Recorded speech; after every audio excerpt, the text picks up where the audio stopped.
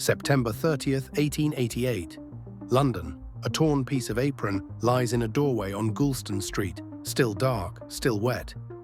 It's reported to be part of Catherine Eddowes' apron, missing from the Mitre Square scene earlier that night. Above the rag, chalk words sit on brick. A message, a possible lead. By the time the city wakes up, the writing is gone. Jack the Ripper didn't just vanish into Whitechapel. In at least one moment, the evidence vanishes too. You're going to get 3 things from this file: a tight map of 5 scenes, a police boundary that splits the hunt in half, and a decision made before sunrise that may have protected the public while burying the trail. Whitechapel sits in London's East End, packed tight and running hot. Dorset Street, Flower and Dean Street, Thrall Street, narrow lanes where a cart can block your view and a doorway can hide a man. Lodging houses take pennies and bodies. 2 strangers in one bed isn't a metaphor here, it's Tuesday. Work is irregular, hunger is common. And when money runs out, the street becomes the last address. Gas lamps don't erase darkness, they just give it a dim shine. Police patrol on foot. They walk a beat, turn a corner, check a court, and move on. Anyone who lives here learns the rhythm. Anyone hunting here can use it. The first murder that locks the city into panic is dated August 31st, 1888. Near daybreak, Mary Ann Nichols is found in Bucks Row. Her inquest is handled by Coroner Wynne Edwin Baxter. That matters because it drags the case into public rooms where every detail becomes a story people repeat in the street. And in Whitechapel, stories travel faster than officers. A week later, September 8th, Annie Chapman was found at 29 Hanbury Street. 2 dates, 2 close locations, 1 pocket of streets that now feels cursed. Detective Inspector Frederick Aberline is one of the men working the ground, walking the same lanes the killer is using. So far, we've got 2 victims, 2 addresses, and a city that can't point to one face. Now comes the first hard turn in the file, and it isn't a new suspect. It's a line on a map. Whitechapel sits near a seam between 2 police forces. The Metropolitan Police work most of the East End. The City of London Police work the square mile. Different commanders, different routines, different paperwork. Cross one street, and the notices, the paperwork, and the command chain all change. That seam is thin, but it's real. And one night it becomes a hiding place.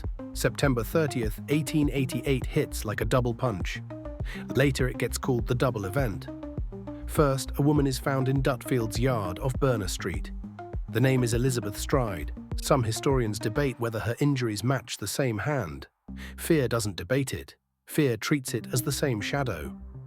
Then within the hour, Catherine Eddowes is found in Mitre Square, inside the City of London. Major Henry Smith is the City Police Commissioner at the time, and his men control the Mitre Square scene. From Berner Street to Mitre Square, it isn't a cross-London sprint. It's a walk, 2 scenes, 2 forces, 1 city demanding 1 answer. Witnesses rush forward and the descriptions collide. A dark coat, a cap, a mustache. A man with nothing memorable except the feeling he shouldn't be there. That's the problem. In Whitechapel, ordinary is the best disguise. So here's what we know right now. The killings are clustering, the patrol gaps are real. The only thing we don't have is the one thing everyone wants, a name. Now the file hands you an object you can hold in your mind. After Mitre Square, part of Eddowes' apron is missing. In the early hours of September 30th, that missing piece turns up on Goulston Street, near the entrance to the Wentworth model dwellings. A block of worker housing with people coming and going through the night. A scrap of cloth, dropped in a doorway like it meant nothing. Above it, chalk writing is reported on the wall. The exact wording is disputed because more than one man copies it down, and because it's erased before daylight. One recorded version is written as, "The Jews are the men that will not be blamed for nothing," spelled a strange way and read in a neighborhood already on edge. Superintendent Thomas Arnold of the City Police is tied to this moment in the record. Later accounts tie the erased decision to Metropolitan Police Commissioner Sir Charles Warren, but the records and recollections don't all match. Before daylight, the chalk is wiped away. The reasoning is brutally practical. Anti-Jewish violence is already simmering, and those words could set it off. So the police make a call: calm the streets or preserve the clue. They choose the streets. If that chalk mattered, the killer got a gift. If it didn't, the city still proved it could erase its own trail. So here's what we know now. We've got a boundary seam, an apron fragment that crosses it, and a message that disappears because the city is too close to burning.